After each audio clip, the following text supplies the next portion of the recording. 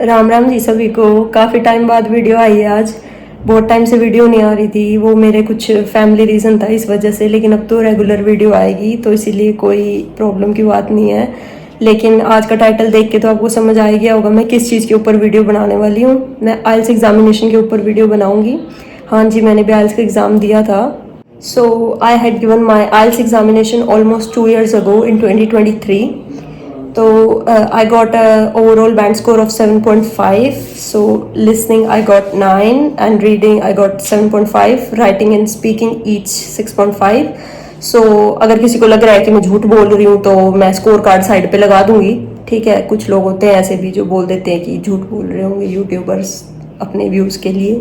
ठीक है, और एक और चीज़ ऐड करूंगी कि मैंने अपनी जो एग्ज़ाम की तैयारी की थी वो मैंने खुद से की थी, self study, without any tuitions, without any paid courses या फिर कहीं भी पैसे स्पेंड किए बिना।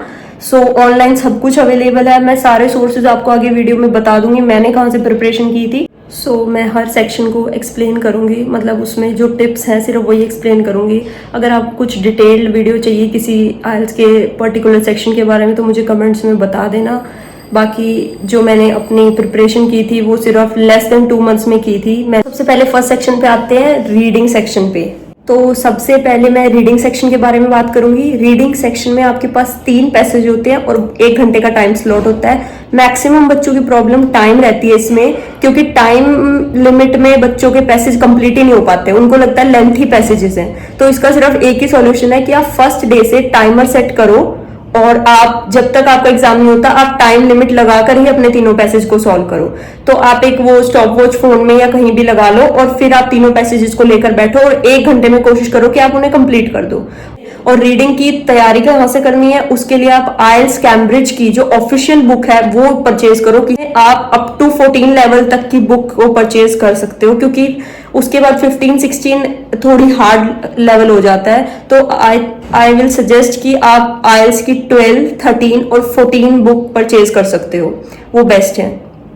तो आप कुछ रैंडम असाइनमेंट्स इंटरनेट पे जो होती हैं रीडिंग की पैसेजेस होते हैं उनको भी प्रैक्टिस कर सकते हो, सिर्फ प्रैक्टिस पर्पस के लिए। Again it is just language test, तो आपको कोई डरने की ज़रूरत नहीं है। इसमें आपको कोई ज़रूरत नहीं है कहीं भी पैसे स्पेंड करने की, सब कुछ फ्री में ऑनलाइन आप स्टडी कर सकते हो। ठीक, so if you are giving the exam for the very first time, please ये ध्यान रखना कि 7 अबव ओवरऑल बैंड स्कोर आपका आना चाहिए, क्योंकि ये एक गुड आइल्स रिजल्ट कंसिडर किया जाता है, and not less than 6.5 in each modules. So now coming to the writing section. Writing section में 2 टास्क होंगे, टास्क 1 एंड टास्क 2। अगेन आपका टाइम स्लॉट होगा 1 hour का, और फिर से बच्चों की प्रॉब्लम टाइम लिमिट बहुत ज़्यादा आती है। मेरी खुद की प्रॉब्लम थी राइटिंग में सिर्फ टाइम लिमिट की, मेरा कभी भी टाइम पे कंप्लीट नहीं होता था। एंड फर्स्ट थिंग आती है आप टास्क 1 कहाँ से प्रिपेयर करोगे और टास्क 2। तो टास्क 1 के लिए मैं फिर से वही कहूँगी, अगर आपने आइल्स की बुक परचेज कर ली है 13 और 14 या फिर 12, तो फिर उसमें ही जो टास्क 1 है, टास्क 1 सिर्फ वहीं से प्रिपेयर करो।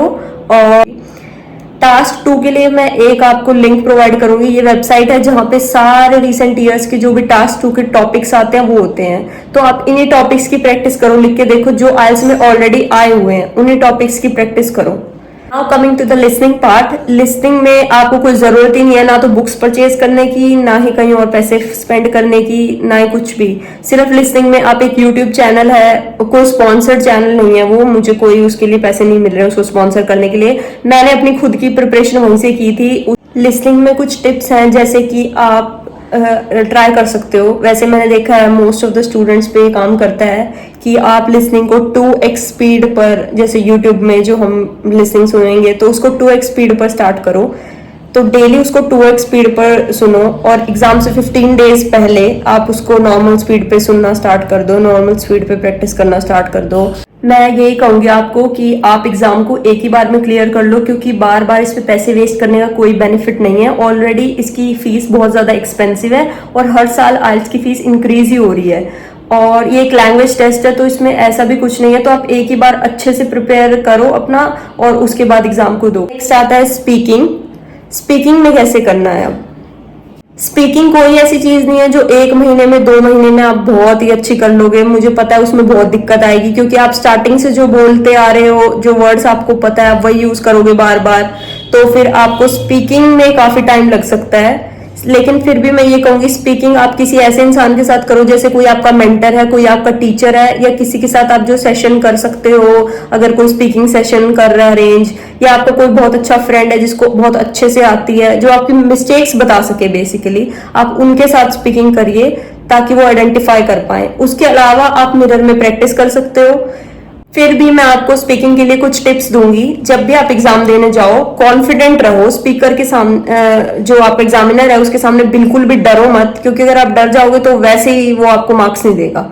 तो आप बिल्कुल कॉन्फिडेंट रहो। पार्ट 2 में जहां पे आपको कोई टॉपिक के बारे में डिस्कस करना है, वहां पे आप स्टोरीज बना सकते हो, लेकिन आपको टॉपिक से डेविएट नहीं होना है। मतलब डेविएट मतलब आपको ज्यादा दूर नहीं चले जाना है, भटक नहीं जाना है टॉपिक से, ठीक है। मतलब टॉपिक के बारे में ही बताते रहना, स्टोरीज बना सकते हो लेकिन उसी के अराउंड। अब एक लास्ट चीज कहूंगी मैं, कि अगर आपकी पूरी प्रिपरेशन हो चुकी है और आपको फिर भी डाउट है कि क्या पता मैं अच्छा परफॉर्म ना कर पाऊं, तो उसके लिए एक सॉल्यूशन है मेरे पास। आप अपनी पैसे वेस्ट मत करिए कि आइल्स का टेस्ट दो और फिर आप देखो कि बैंड स्कोर कम आया है। उसके लिए एक रियलिटी टेस्ट होते हैं, उनकी कुछ फीस होती है 700 800। Rather than spending 16-17,000, you can just give a small amount of money to check how your preparation is going on, ठीक है। ये भी नहीं है कि बार बार देते रहो, जब तुम पूरे फुली प्रिपेयर्ड हो जाओ तब तुम लोग उसके लिए रजिस्टर करो। मैं एक और चीज बताना चाहूंगी, जो आइल्स रियलिटी टेस्ट है वो पूरा रियल आइल्स एग्जामिनेशन की तरह कंडक्ट होता है, तो इसीलिए वो वर्थ इट है। अगर आप एक बार उसको देना चाहो तो आप वो भी दे सकते हो। Thank you everyone for listening today. So आपको किसी भी टॉपिक पे अगर वीडियो चाहिए तो please let me know in the comments, या फिर आप मुझे वैसे ईमेल वगैरह कर भी बता सकते हो।